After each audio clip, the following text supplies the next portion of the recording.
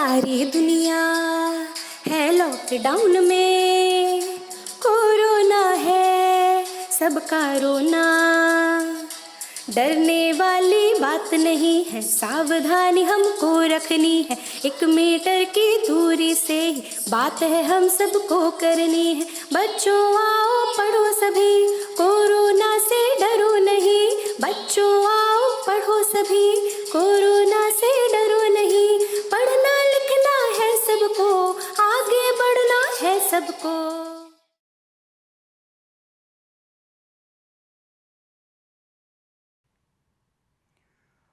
बच्चों, ख्याति तथा नए साझेदार का प्रवेश भाग 3 में आप सभी का स्वागत है।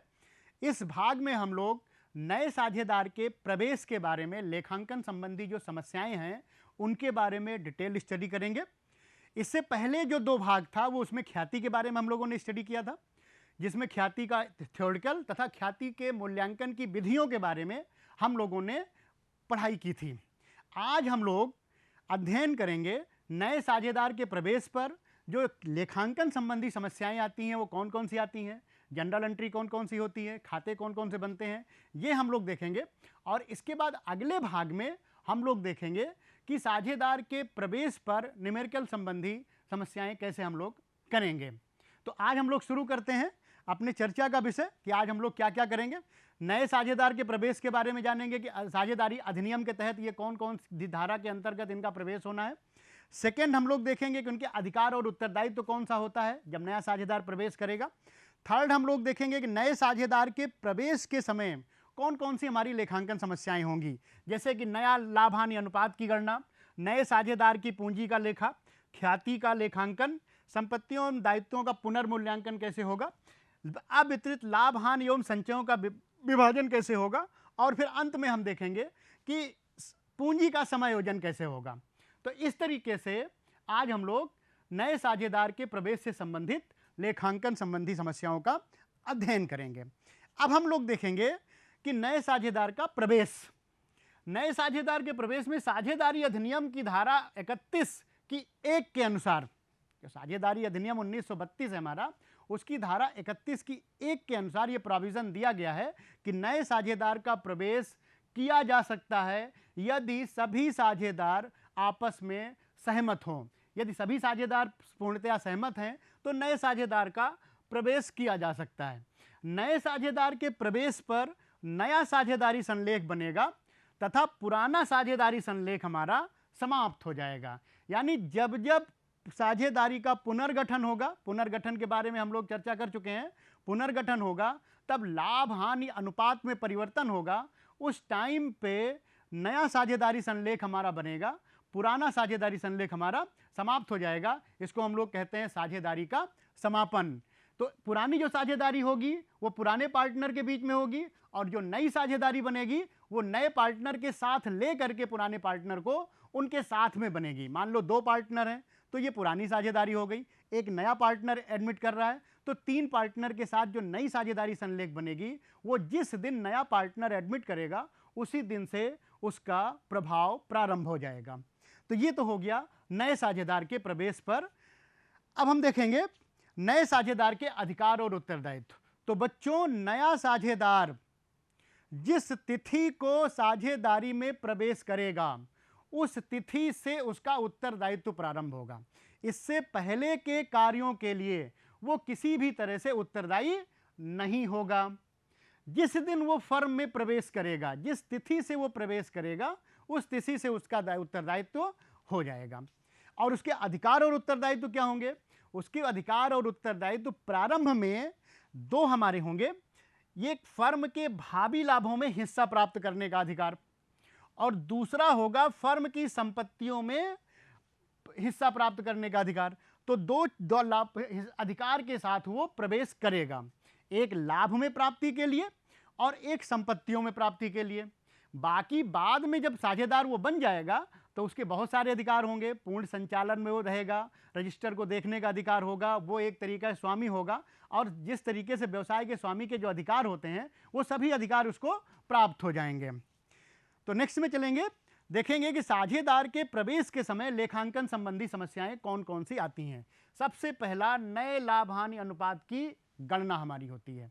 तो नया लाभ हानि अनुपात की गणना ही सबसे क्रिटिकल पॉइंट होता है साझेदारों के बीच में, क्योंकि नया लाभ हानि अनुपात या लाभ हानि अनुपात का निर्धारण साझेदारों के बीच आपसी सहमति के आधार पर होता है। किसी साझेदार की पूंजी ज़्यादा होती है, किसी साझेदार की पूंजी कम होती है, कोई साझेदार ज़्यादा एफर्ट करता है, कोई साझेदार कम एफर्ट करता है। तो इस तरीके से सभी साझेदारों का जो कार्य प्रवृत्ति है वो अलग अलग होती है, उनकी पूंजी भी समान नहीं होती है। तो ऐसी स्थिति में सभी साझेदारों के बीच में लाभ हानि अनुपात का निर्धारण एक महत्वपूर्ण टॉपिक होता है। तो लाभ हानि जब निर्धारित होता है तो उस टाइम पे सभी साझेदारों के बीच में एक आपसी सहमति बनती है। उसके आधार पर हम डिसाइड करते हैं कि लाभ हानि अनुपात क्या होगा। अगर ये नहीं डिसाइड कर पाते हैं तो साझेदारी संलेख के अभाव में, अगर इस पर कोई संलेख नहीं बनता है, तो हम आपको पहले भी बता चुके हैं कि सभी के बीच में लाभ हानि अनुपात बराबर होगा, समान होगा। अब हम देखते हैं कि जब लाभ हानि अनुपात में परिवर्तन होता है तो फिर लाभ हानि की दो स्थितियां होती हैं। एक, जो पुराने साझेदारों के बीच में लाभ हानि अनुपात है उसको हम बोलेंगे पुराना लाभ हानि अनुपात। एक जो तीसरा जो नया पार्टनर आ रहा है, हमने दो पार्टनर की संकल्पना करके बात करी है, तो मान लीजिए एक नया तीसरा पार्टनर आ रहा है, तो जब 3 पार्टनर हो जाएंगे तो ऐसी स्थिति में जो लाभ हानि बनेगा वो नया लाभ हानि अनुपात कहलाएगा। पुराना लाभ हानि अनुपात को हम शॉर्ट में OR भी कहते हैं, नए लाभ हानि अनुपात को हम NR कहते हैं। तो ये हमारा ओल्ड रेशियो और न्यू रेशियो कहलाता है। इसके बाद इन दोनों के बीच का जो परिवर्तन है, जो बीच का परिवर्तन है, किसी साझेदार का लाभ कम होगा और किसी साझेदार का लाभ बढ़ेगा, क्योंकि यहां पे नया साझेदार प्रवेश कर रहा है। हम ये मान के चल रहे हैं कि दोनों साझेदारों ने अपने लाभ में से हिस्सा दिया होगा। तो ऐसी स्थिति में यहां पर त्याग अनुपात की संकल्पना आती है। एडमिशन चैप्टर में त्याग अनुपात की संकल्पना आती है। त्याग अनुपात क्या हो गया? अगर इसको हम शॉर्ट में करें तो ये हो जाएगा हमारा OR माइनस NR। इसका मतलब हुआ कि पुराना रेशियो इनका ज्यादा था, नया रेशियो कम हुआ। ये मतलब हुआ कि इन्होंने अपने हिस्से में से नए साझेदार को लाभ का हिस्सा त्याग किया, लाभ का हिस्सा दिया, क्योंकि अभी तक जो लाभ हानि अनुपात था वो इन दो लोगों के बीच में था।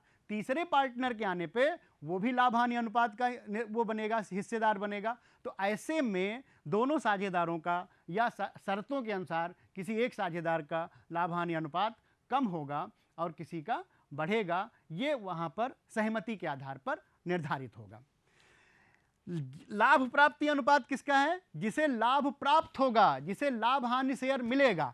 तो यहां पर प्रवेश करने वाले जो एडमिशन माने एडमिटेड जो पार्टनर हैं उनको मिलेगा, जो एडमिटेड पार्टनर्स हैं उनको मिलेगा, यानी जो साझेदार प्रवेश कर रहा है उसे लाभ प्राप्ति होगा, क्योंकि अभी तक उसका कोई लाभ प्राप्ति नहीं था। तो अब बच्चों यहां पर जो स्थितियां हमारे सामने आई वो क्या आई? एक पुराना लाभ हानि अनुपात, एक नया लाभ हानि अनुपात। दोनों के बीच में जो अंतर आया, ओल्ड में से न्यू को अगर माइनस करेंगे तो हमारा त्याग अनुपात निकलेगा। और लाभ प्राप्ति, क्योंकि नया साझेदार हो रहा है तो यहां पे सीधे सीधे जो भी इनने त्याग किया है वो आएगा। लेकिन अगर हम फार्मूले को देखें तो यहां पर आएगा new ratio minus old ratio.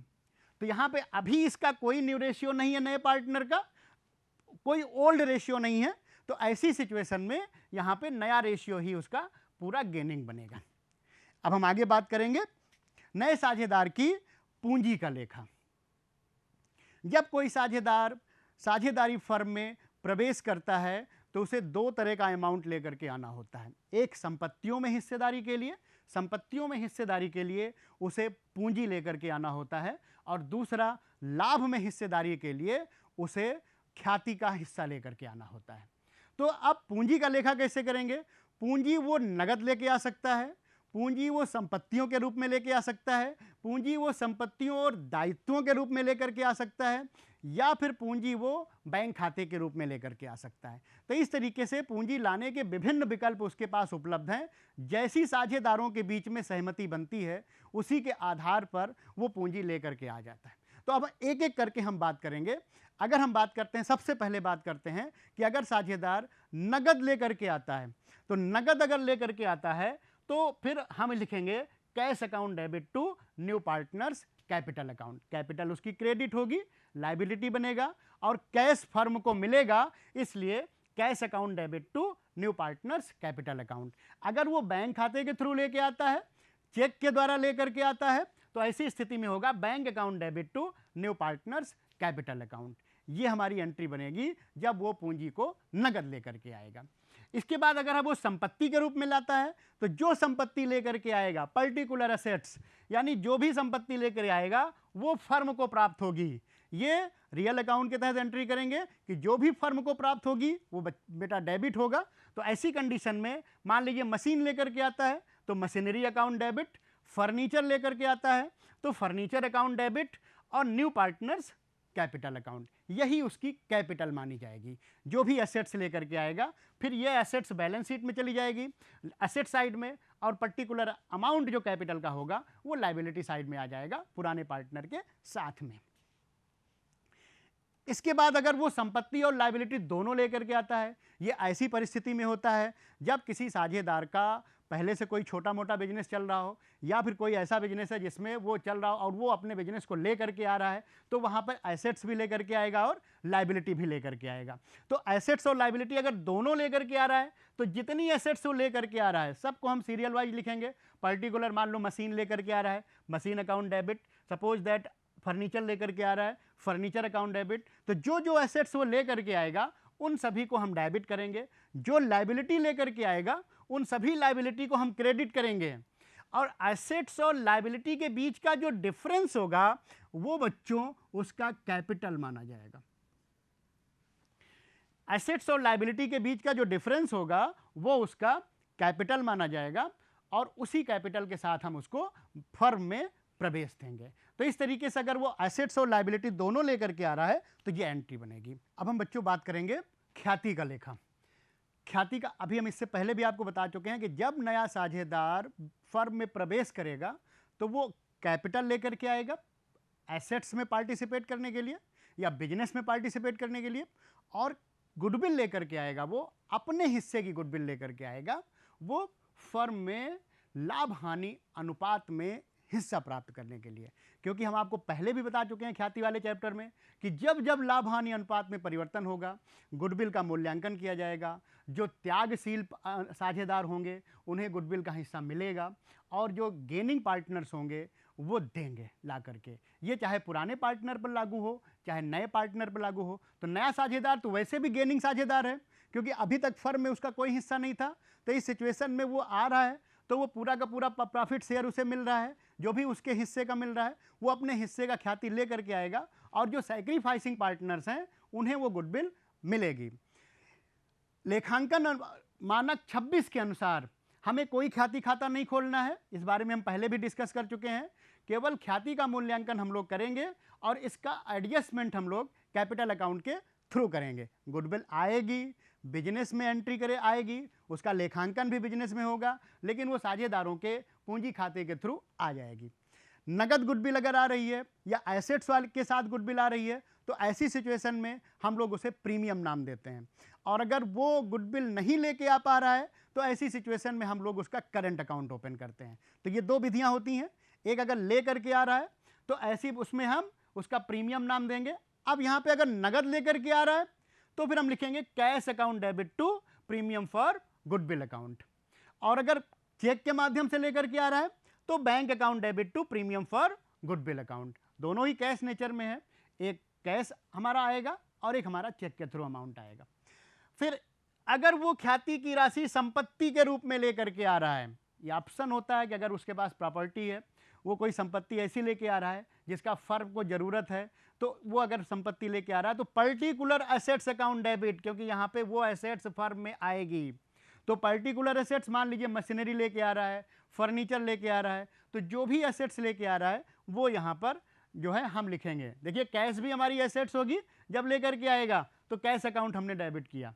इसी तरीके से अगर फर्नीचर लेके आ रहा है, मशीनरी लेके आ रहा है, तो जो भी असेट्स लेकर के आएगा उसको हम डेबिट करेंगे और premium for goodwill account credit करेंगे। अब ये जो गुडविल हमारी बिजनेस में आ गई, इसको उन पार्टनर्स को हम देंगे जिन्होंने सैक्रिफाइस किया है, जिन्होंने सैक्रिफाइस किया है। तो ख्याति की राशि त्यागशील साझेदारों के पूंजी खाते में त्याग अनुपात में हम भेज देंगे। तो यहाँ पे सैक्रिफाइसिंग पार्टनर्स कैपिटल अकाउंट को हम क्रेडिट करेंगे और प्रीमियम फॉर गुडविल अकाउंट को हम डेबिट करेंगे। तो इस तरीके से बच्चों प्रीमियम अकाउंट हमारा क्लोज हो जाएगा। एक बार प्रीमियम हमने क्रेडिट किया रिसीव करते समय, और एक बार हमने प्रीमियम को डेबिट किया कैपिटल अकाउंट में ट्रांसफर करते समय। तो ऐसे में प्रीमियम अकाउंट यानी गुडविल अकाउंट अब हमारा क्लोज हो जाएगा, जो अकाउंटिंग स्टैंडर्ड 26 कहता है कि हमें गुडविल के लिए कोई अकाउंट ओपन करने की नीड नहीं है। केवल उसी तरह की गुडविल का हम लेखांकन करेंगे जो हमने परचेज किया है या जिसके लिए हमने कोई प्रतिफल दिया है। अब क्योंकि ये साझेदारों को मिल चुका है अमाउंट, तो ये साझेदारों के ऑप्शन के ऊपर होता है कि वो चाहें तो इस गुडविल को निकाल सकते हैं। तो पूर्ण रूप से निकालें या फिर आंशिक रूप से निकालें, वो इसको चाहें तो निकाल सकते हैं। तो ऐसी स्थिति में partners capital account debit to cash या बैंक अकाउंट, जैसी सिचुएशन बनती है, अगर कैश निकालते हैं तो partners capital account debit to cash, और अगर बैंक के थ्रू निकालते हैं तो partners capital account debit to bank. ये सिचुएशन हमारी बनेगी। अब अगर नया साझेदार ख्याति की राशि नहीं ला पाता है, ऐसी कुछ परिस्थितियां होती हैं कि वो कह रहा है भाई पूंजी की राशि हमसे ले लो और ख्याति की राशि हम एडजस्ट करेंगे अगले 1 साल में, तो फिर उसका करंट अकाउंट ओपन होता है। तो करंट अकाउंट केवल उसी साझेदार का ओपन होगा जो नया साझेदार आ रहा है, बाकी साझेदारों का कैपिटल अकाउंट ही होगा, क्योंकि हम यहाँ पे कैपिटल मेथड चेंज करने नहीं जा रहे हैं। यहाँ पर केवल उस पार्टनर का करंट अकाउंट ओपन हो रहा है जो गुडविल के अमाउंट के साथ ओपन होगा, और इसको 1 साल के अंदर हम उसको एडजस्ट करेंगे। तो new partners current account debit to partners capital account, ये हमारा हो गया अगर वो गुडविल नगद लेके नहीं आ पा रहा है तो। अब संपत्तियों और दायित्वों का पुनर्मूल्यांकन। जब कोई साझेदार पहले फर्म में प्रवेश करता है तो ऐसी सिचुएशन में जो संपत्तियां और दायित्व जिस मूल्य पर लिखे गए हैं उन सभी की फिर से जांच की जाती है, क्योंकि नए साझेदार का संतुष्ट होना बहुत जरूरी है, जिससे भविष्य में किसी भी तरह का कोई विवाद उत्पन्न ना हो। तो ऐसे में संपत्तियों और दायित्वों का फिर से मूल्यांकन होगा, जो उनका बाजार मूल्य है उसके आधार पर उनका कंपेयर किया जाएगा, क्योंकि हो सकता है किसी संपत्ति का मूल्य ज़्यादा लिख दिया गया हो, या किसी दायित्व का मूल्य, या कोई दायित्व रह गया हो लिखने से, या कोई संपत्ति रह गई हो लिखने से। तो ऐसी सिचुएशन में एक बार संपत्तियों और दायित्वों का हम पूरा रिव्यू करेंगे, और रिव्यू करने के लिए जो अकाउंट हम बनाते हैं उसको हम लोग बोलते हैं पुनर्मूल्यांकन खाता, रिवैल्यूएशन अकाउंट। क्योंकि जब संपत्तियों और दायित्वों का मूल्यांकन करेंगे तो या तो उनका प्राइस बढ़ेगा या फिर उनका प्राइस घटेगा। तो बढ़ने और घटने के बीच में जो अंतर निकल के आएगा, जो परिणाम होगा, वो या तो फर्म को लॉस होगा या फर्म को लाभ होगा। तो एक तरीके का ये रिवैल्यूएशन अकाउंट ये नॉमिनल अकाउंट होता है, इसीलिए इसको हम लोग लाभ हानि समायोजन अकाउंट भी कहते हैं, profit and loss adjustment account भी कहते हैं। तो अब इसका प्रारूप पे हम डिस्कस करते हैं कि इसका फॉर्मेट क्या होगा। तो इसका फॉर्मेट बच्चों, debit side, credit side, amount, date वही होगी जिस दिन पार्टनर एडमिट कर रहा है, क्योंकि उसी दिन हम इसका रिवैल्यूएशन करेंगे।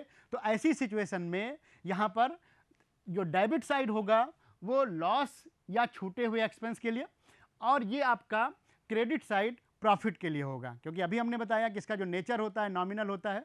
तो इधर की साइड में लॉस और इधर की साइड में प्रॉफिट होगा, क्योंकि संपत्तियों और दायित्वों का पुनर्मूल्यांकन कर रहे हैं। तो ऐसी स्थिति में उनके वैल्यू बढ़ेगी या घटेगी, तो वैल्यू बढ़ने या घटने से प्रॉफिट या लॉस होगा।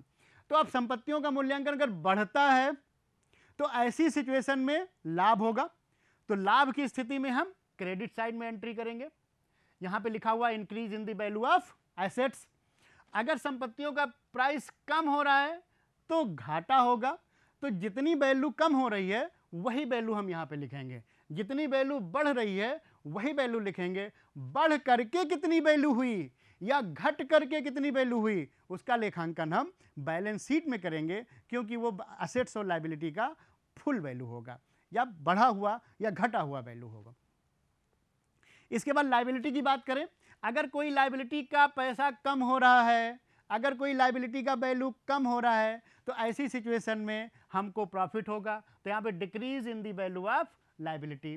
लेकिन अगर कोई लायबिलिटी ऐसी है जो अमाउंट उसका बढ़ रहा है, तो हमें लॉस होगा, तो ऐसी सिचुएशन में increase in the value of liability. तो ये 4 रूल हैं जो हमारे बनते हैं, 2 एसेट्स के रूप में और 2 लायबिलिटी के रूप में, लेकिन इन्हीं को हम अलग अलग कंडीशन में लिखते हैं जो हमारा दूसरा फॉर्मेट में आता है।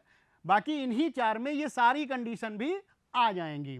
जैसे बच्चों प्रीपेड एक्सपेंसेस अगर हमने अभी तक रिकॉर्ड नहीं किया, कोई ऐसा एक्सपेंस है जो हमने रिकॉर्ड नहीं किया है या छूट गया है, तो ऐसी सिचुएशन में अब हम उसको रिकॉर्ड करेंगे, तो एक तरीके से ये हमारा प्रॉफिट होगा, क्योंकि भविष्य में हमें उसे पे नहीं करना है।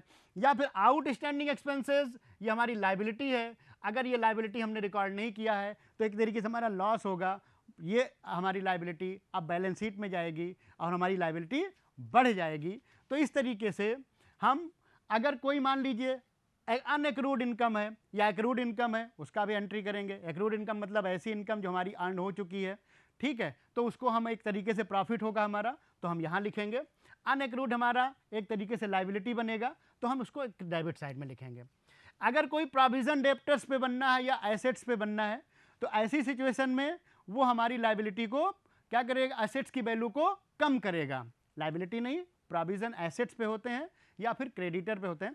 तो हमारे डेप्टर्स पे अगर कोई प्रोविजन हम बना रहे हैं, तो वो हमारा डेप्टर्स की वैल्यू को कम करेगा, तो ऐसी सिचुएशन में एक तरीके से लॉस होगा। तो अगर कोई नया प्रोविजन हम बना रहे हैं या फिर हम प्रोविजन को इंक्रीज कर रहे हैं, तो फिर हम उसको डेबिट साइड में लिखेंगे। और अगर हम प्रोविजन को क्रेडिट साइड में तब लिखेंगे जब हम उस प्रोविजन को कम कर रहे हैं। तो कम करेंगे तो एक तरीके से बैक प्रॉफिट होगा, तो उसको हम वापस डेप्टर्स की वैल्यू को बढ़ा लेंगे। तो इस तरीके से प्रोविजन क्रेडिटर पे हम लेंगे। क्रेडिटर पे छूट का प्रोविजन होता है बच्चों, जो आपने 11वीं क्लास में भी पढ़ा था। तो छूट पे जो प्रोविजन आएगा, तो अगर क्रेडिटर की वैल्यू कम हो रही है या प्रोविजन बढ़ रहा है, तो ऐसी सिचुएशन में हमारा प्रॉफिट होगा। और अगर क्रेडिटर की वैल्यू बढ़ रही है या प्रोविजन कम हो रहा है, तो ऐसी सिचुएशन में हमारा प्रोविजन और एसेट्स दोनों एक दूसरे के अपोजिट होते हैं। प्रोविजन बढ़ेगा तो एसेट्स की वैल्यू कम होगी, प्रोविजन कम होगा तो एसेट्स की वैल्यू बढ़ जाएगी। तो इस तरीके से हमारा है। इसके बाद क्रेडिट साइड का टोटल लेंगे। क्रेडिट साइड के टोटल में से डेबिट साइड का टोटल माइनस करेंगे, तो या तो हमारा प्रॉफिट आएगा या फिर हमारा लॉस आएगा। अगर डेबिट साइड ज़्यादा हो गया, लॉस ज़्यादा हो गया, तो बैलेंस हमारा लॉस आएगा। अगर क्रेडिट साइड ज़्यादा हो गया तो बैलेंस हमारा प्रॉफिट आएगा। ये बैलेंस पुराने पार्टनर्स को मिलेगा, क्योंकि नए साझेदार का इसमें कोई हिस्सेदारी नहीं होगी। क्योंकि ये अब तक का मूल्यांकन है, ये संपत्तियों और दायित्वों का अपडेटेशन है एक तरीके का, तो इसलिए इसमें नए साझेदार का कोई हिस्सेदारी नहीं होगा। अब जैसा हमारा कैपिटल अकाउंट मेथड है, अगर हमारा फ्लैक्चुएटिंग कैपिटल अकाउंट मेथड है तो बैलेंस हमारा कैपिटल अकाउंट में ट्रांसफर हो जाएगा, और अगर हमारा करंट अकाउंट मेथड है, फिक्स कैपिटल अकाउंट मेथड है, तो बैलेंस हमारा करंट अकाउंट में चला जाएगा। तो उस स्थिति में हम करंट अकाउंट में इसको भेज देंगे। तो जैसा हमारा मेथड है उसी मेथड के तहत हम काम करेंगे। अगर फ्लैक्चुएबल है तो फिर हम इसको कैपिटल अकाउंट में भेज देंगे, अदरवाइज इसको हम करंट अकाउंट में भेज देंगे। इसके बाद बच्चों हम बात करेंगे अविभाजित लाभ हानि एवं संचयों का विभाजन। तो अब लाभ जो पुराने अब तक हैं, जो फर्म में वित्तीय संकट के लिए लाभ जोड़ करके रखे गए हैं या संचय बना करके रखे गए हैं, उन सभी का बंटवारा पुराने साझेदार करेंगे। तो उन सभी को हम देखेंगे general reserve, profit and loss account या अनक्लेम्ड रिजर्व, ऐसा कोई स्पेशल रिजर्व जिसमें बचा हुआ पार्ट, जिसकी कोई ज़रूरत अब भविष्य में नहीं है, वो रिजर्व भी साझेदारों को मिल जाएगा। कौन से साझेदारों को? पुराने साझेदारों को मिल जाएगा।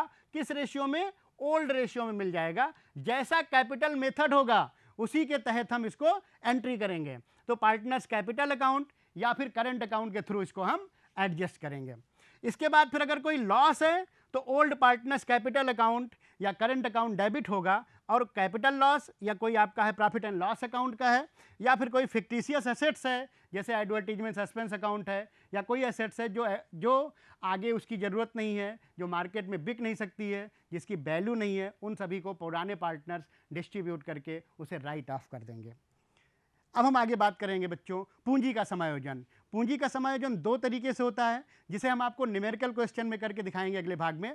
तो इस भाग में हम लोग केवल समायोजन का थ्योरी के बारे में पढ़ेंगे, जिसमें हम देखेंगे कि नए साझेदार की पूंजी के आधार पे पुराने साझेदार की पूंजी का समायोजन। अगर नया साझेदार प्रवेश कर रहा है तो ऐसी सिचुएशन में पुराने साझेदार चाहें तो अपनी पूंजी को भी समायोजित कर सकते हैं। तो इस स्थिति में नए प्रॉफिट शेयरिंग रेशियो के हिसाब से पुराने पार्टनर अपनी पूंजी को समायोजित करेंगे। तो या तो साझेदारों की पूंजी बढ़ेगी या फिर पूंजी घटेगी। इसका समायोजन वो नगद पूंजी ला करके या नगद विड्रॉल करके या फिर करंट अकाउंट ओपन कर करके उसको एडजस्ट कर सकते हैं। तो ये न्यूमेरिकली हम आपको शो करके दिखाएंगे नेक्स्ट पार्ट में। इसके बाद बच्चों सेकंड आपका है वो है पूंजी, पुराने साझेदारों की पूंजी के आधार पे नए साझेदार की पूंजी ज्ञात करना। तो इसमें सबसे पहले पुराने साझेदार का हम कैपिटल अकाउंट बना लेंगे। जो कैपिटल बैलेंस निकलेगा उसके आधार पे हम टोटल कैपिटल निकालेंगे बच्चों, उसको रेसिप्रोकल करके। फिर हम उस कैपिटल से प्रश्न में जो भी शर्त दी गई होगी उसके आधार पे या साझेदार का जो भी हिस्से होगा उसका हिस्सा मल्टीप्लाई करके हम निकाल लेंगे कि नए साझेदार की कैपिटल कितनी बनेगी। तो इस तरीके से बच्चों कैपिटल एडजस्टमेंट में या तो नया साझेदार के हिसाब से पुराने साझेदार अपनी कैपिटल को चेंज करेंगे या पुराने साझेदार के हिसाब से पुराने साझेदार के हिसाब से नया साझेदार अपनी पूंजी को लेकर के आएगा। तो इस तरीके से बच्चों हम लोगों ने आज साझेदार के प्रवेश पर जो लेखांकन संबंधी समस्याएं थी उस पर हम लोगों ने स्टडी किया। अब अगले भाग में इसी को हम न्यूमेरिकली देखेंगे कि कैसे इसको हम न्यूमेरिकली रूप में सेटअप करेंगे। तो अब इस पे थ्योरेटिकल में बच्चों कि साझेदार के प्रवेश में कौन कौन से लेखांकन होते हैं इसका स्टडी करिए, और स्टडी करके फिर आप जो है आप इसके बारे में गहन अध्ययन करिए। गहन अध्ययन के लिए आप दीक्षा ऐप डाउनलोड करिए और दीक्षा ऐप से आप अपने मटेरियल को देखिए और अन्य गतिविधियों का अभ्यास करिए। अगर कोई शंका समाधान बनता है तो अपने अध्यापक से संपर्क करिए और वर्चुअल क्लास या फिर ई लर्निंग के थ्रू आप अपना समस्या का समाधान करिए। जो प्रस्तुत कंटेंट है भाई ये माध्यमिक शिक्षा विभाग का यूट्यूब चैनल पे है, आप उसको सब्सक्राइब करिए। सब्सक्राइब करके इस चैनल को कंटेंट को डाउनलोड करिए और उसके बाद इसका आप स्टडी करिए और फिर अपने नोटबुक में बनाइए। तो इस तरीके से बच्चों आज हम लोगों ने साझेदार के प्रवेश के बारे में कौन कौन से नियम हैं उनके बारे में स्टडी की। धन्यवाद।